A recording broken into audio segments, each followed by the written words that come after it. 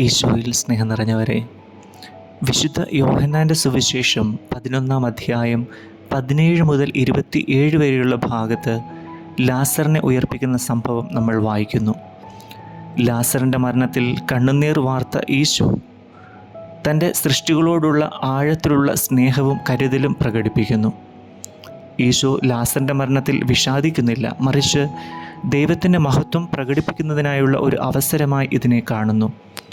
ഈശോ സ്നേഹിച്ച ലാസറിൻ്റെ കുടുംബാംഗങ്ങളായ മർത്തയും മറിയവും അവരുടെ സഹോദരൻ്റെ മരണത്തിൽ ദുഃഖിക്കുമ്പോൾ ഈശോ അവരോടൊപ്പം ദുഃഖിക്കുന്ന ഒരു ദൈവം മാത്രമല്ല, മറിച്ച് ജീവൻ്റെ ഉറവിടം കൂടിയാണ് എന്ന് വ്യക്തമാക്കുന്നു.